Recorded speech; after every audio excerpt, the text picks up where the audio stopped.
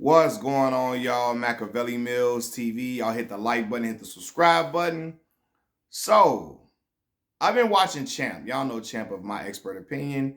He's been making his rounds on a lot of different media outlets discussing his departure from My Expert Opinion, the My Expert Opinion podcast, who it's Math Hoffa's podcast, right? And he's on there with several other individuals, including Mecca.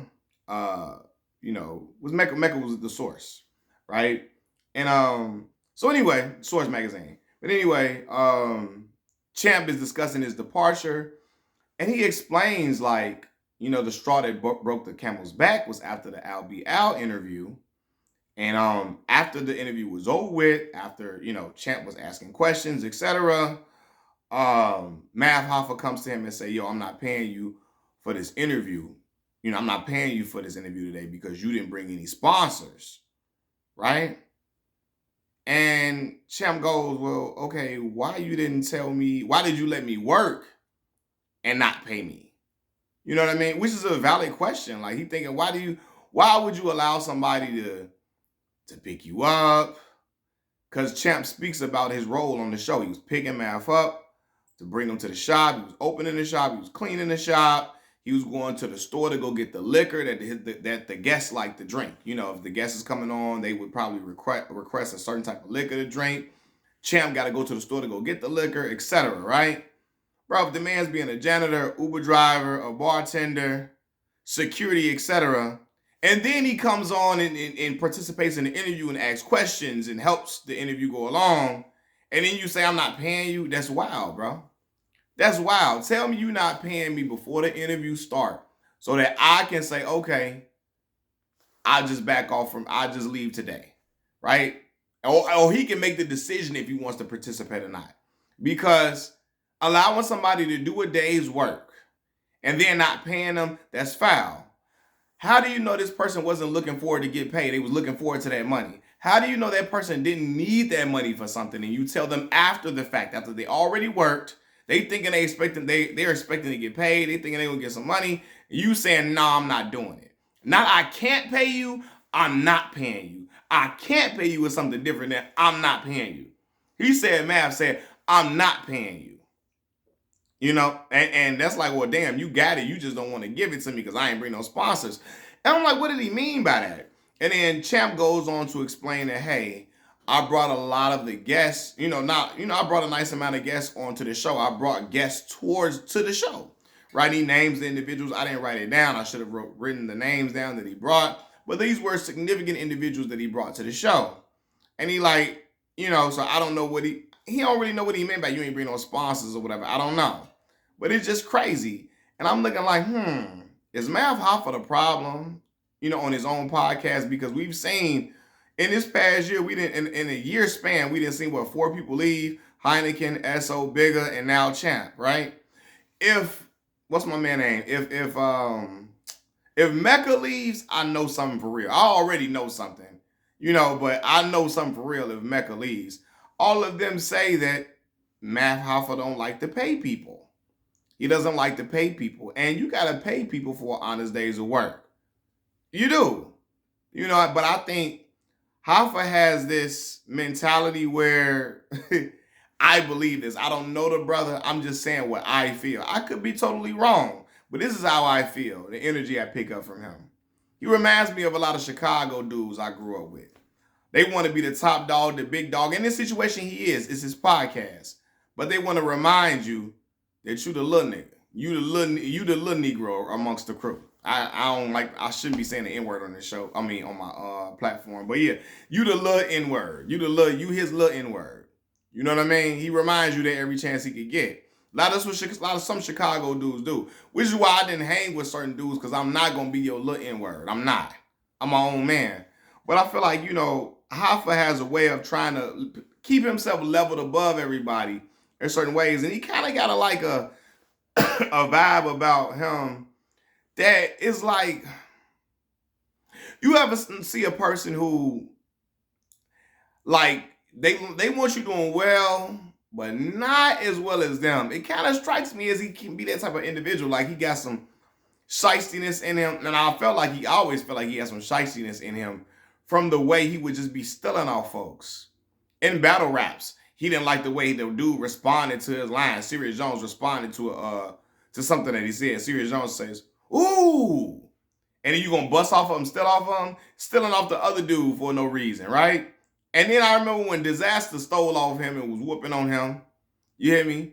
When Disaster started trying to beat him like an African drum, he tried to beat on him.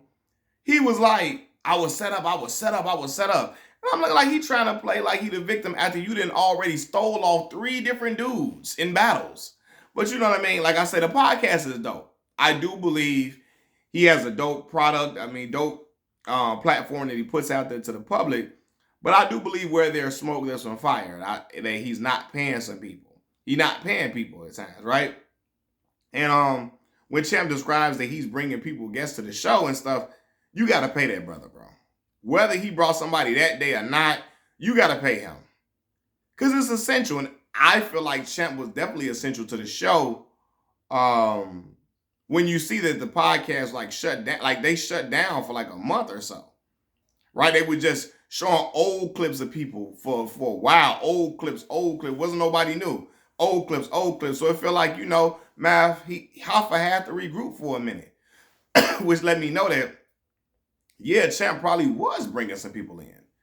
And if a person is doing all these things, you got to pay them, bro. You got to pay them. If you don't want to pay people on your platform, you got to do the show yourself. You don't want to pay people, you got to it be you and the guest. And you probably can pay the camera person, unless you're going to set up the camera yourself and edit it yourself. Other than that, you don't want to pay people, you do the show yourself. But I believe he knows that the show works very well when there are people with different perspectives, different ideas, different thoughts, different anecdotes to tell, different experiences with different people. That helps the show, for sure. I feel like Mecca's, his reasoning, his perspective is especially needed. A guy who wasn't in the streets, that was working for a magazine that was considered like a hip hop Bible at one point, right? You wanted to get 5 mics and a source. You working for that, he has experience working in these different platforms, these different arenas. He has certain relationships with people that he can discuss that maybe Math Hoffa doesn't have, that maybe Champ didn't have. Esso and Heineken had relationships with, excuse me, I'm a little sick. My son, the cough is lingering. Esso and Heineken had relationships with different artists that they can speak to a certain perspective of a 50 or a Banks, a Yayo, etc. You know what I mean? So yeah, like it helps that he has all these different people on there, but you got to pay them though. You got to pay them. I will say this though. Now, I've been listening. I haven't listened to all, because sometimes Champ he was on Queen's Fifth for like 2 hours. He's on long, he has long interviews, and maybe I'm not doing my due diligence by not listening to the whole interview. But I never really hear him address Math Hoffa accusing him of stealing the rental, or, leaving the show to go be with his grandmother and he was somewhere else, right? I never hear Champ really discuss those things. He just say, I didn't steal no rental car. I wasn't lying about my grandma or whatever, right? I do believe that, yeah, there probably was a situation with his grandma. But I believe, he left really not because of that. He left and didn't want to do the show. I feel like after he found out Math was kind of not wanting to pay him, he started to feel like, I want to create some separation. My grandmother is a good reason for me to get up out of here. I feel like he was trying to create separation because he didn't like the situation with him not getting paid. Math Hoffa telling him, Math allowing him to work a full day of work and then not wanting to pay him. He like, yo, I'm not feeling that. This is my way out, because I don't want to be here with a dude that don't want to pay me.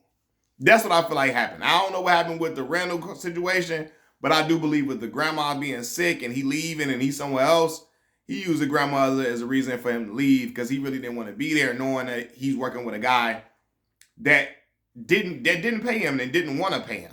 You know what I mean? And for a petty reason for what it seemed, right? This is what it seemed according to Champ, from Champ's perspective. But yeah, man, I think, and Champ spoke about how at one point he was already wanting to do his own thing eventually, but he was gonna have a conversation with Mav Hoffa. Thank you, I appreciate all that you've done for me and you helped me put me in position, etc., etc. But he said at some point he was going to do that later on and kind of try to branch off or whatever. But he was going to do it amicably. He was going to do it amicably, not with hostility, not with their attention like it is now with Hoffa and Champ. You know what I mean? But he like, this whole situation happened and now they going at it with each other. Hoffa calling in, he calling in on Queen's Flip, snapping on Champ snapping back at him and telling him, because he was like, Hoffa was like, I can say what really happened. I can expose you or whatever. And Champ like, I can expose you too. I got the messages. I can expose shit on you too in the shit that you be doing. So I'm like damn. What do Champ got on Hoffa? What Hoffa got on Champ? Like, you know what I mean? What is that type of thing, man? But, man, when these podcasts break up, they mess up something very beautiful, something that was very dope. Like, I remember when they had my boy Chicago's own Derrick Rose on there. Pooh don't talk to outlets for real, but he felt comfortable going on there, probably because he felt the energy. And he said, man, that voice in my head that was always telling me to do this and do that and not to do that, that voice in my head told me to come to this platform. That's what Derrick Rose said. Derrick Pooh Rose, because everybody in Chicago call him Pooh. He was like, that voice led me here. And I believe it was because of the organic chemistry of the different perspectives all on the show. It made for something very, very dope, man. And now the thing is like, now the stuff is breaking apart. Hopefully,